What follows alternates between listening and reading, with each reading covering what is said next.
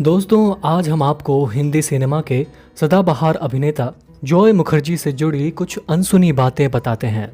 उनकी मौत एक ऐसे बीमारी से हुई जो लाखों में किसी एक को ही होती है। दोस्तों, हिंदी सिनेमा के सबसे पहले चॉकलेटी बॉय का खिताब अगर किसी को मिला तो वो हैंडसम हीरो जॉय मुखर्जी ही थे। सुंदर चेहरा, लंबा कद और हंसमुख से दिखने वाले जॉय के फिल्मों के लोग दीवाने हुआ करते थे। खासकर उस जमाने की लड़कियों के बीच तो जॉय मुखर्जी का खासा क्रेज हुआ करता था। 24 फरवरी 1939 को यूपी के झांसी में जन्मे जॉय मुखर्जी के पिता शशधर मुखर्जी फिल्म मेकर हुआ करते थे। लेकिन जॉय का फिल्मों में आने का कोई इरादा नहीं था, बल्कि वो तो टेनिस प्लेयर बनना चाहते थे। जॉय मुखर्जी उन दिनों बीए की पढ़ाई कर रहे थे। एक दिन पिता ने हम हिंदुस्तानी फिल्म का कॉन्ट्रैक्ट उनके सामने लाकर रख दिया। जॉय ने भी बस अच्छी पॉकेट मनी के लालच में फिल्म साइन कर ली। जब फिल्म का ट्रायल शुरू हुआ तो वो अपना लुक और एक्टिंग देखकर थिएटर से भागकर घर आ गए थे। हालांकि इसके बाद उनकी दूसरी film love in Shimla super hit रही, जिसके बाद लड़कियां उनकी दीवानी हो गई थीं।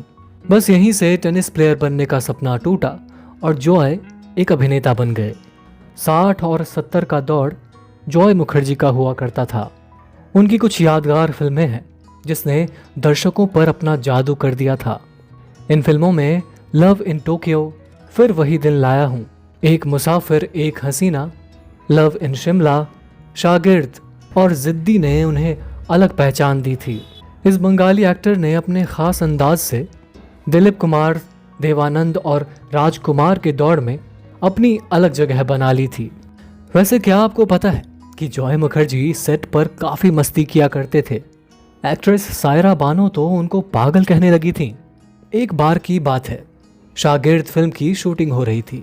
सायरा बानो का शॉट था, लेकिन उनके सामने जॉय खड़े होकर उन्हें चिढ़ाने लगे। अजीब सी शक्ल बनाकर उनको परेशान करने लगे।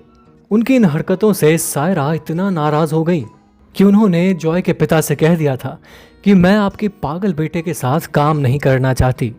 इतने हंसमुख अभिनेता की मौत बहुत ज्यादा दर्दनाक हुई। सबको हंसाने वाले उस मशहूर एक्टर को कम उम्र में ही उस बीमारी ने घेर लिया था जो लाखों में किसी एक को ही होती है। एक बार जॉय मुखर्जी को कुछ दिक्कतें होने लगी तो उन्होंने चेकअप करवाया।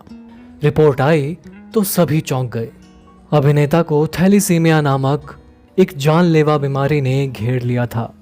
दोस्तों, इस बीमारी में रेड ब्लड सेल्स की उम्र महज 20 दिन रह जाती है, जबकि सामान्य आदमियों के रेड ब्लड सेल्स 120 दिन तक जिंदा रहते हैं।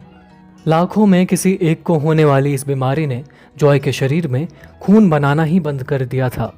जॉय इस बीमारी की वजह से हमेशा थके थके, कमजोर, एनीमिया से पीड़ित रहने लगे।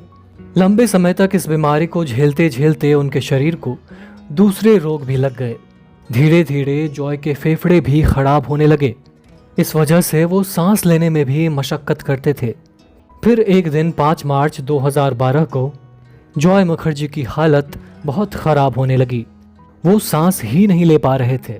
सांस के लिए तड़पते जॉय को फौरन ही मुंबई के लीलावती अस्पताल ले जाया गया। डॉक्टरों ने चेक किया तो पता लगा कि उनके फेफड़ों ने पूरी तरह से काम करना बंद कर दिया था। तुरंत ही जॉय को वेंटिलेटर पर रखा गया। इसके बाद वो 4 दिन तक जिंदगी और मौत की जंग लड़ते रहे और आखिरकार 9 मार्च 2012 को जॉय मुखर्जी की मौत हो गई। दोस्तों, आपको जॉय मुखर्जी कैसे लगते थे और आपको उनकी कौन सी फिल्म याद है, हमें कमेंट बॉक्स में ज़रूर बताइए। अगर आज की ये जानकारी आपको पसंद आई हो तो लाइक शेयर करना बिल्कुल ना भूलें। और अगर आप हमारे चैनल वारिधि मंथन पर नए हैं तो हमारे चैनल को सब्सक्राइब ज़रूर कर लें, साथ ही बेल आइकन भी दबा दें। आपका अब तक इस वीडियो में बने रहने के लिए बहुत बहुत शुक्रिया।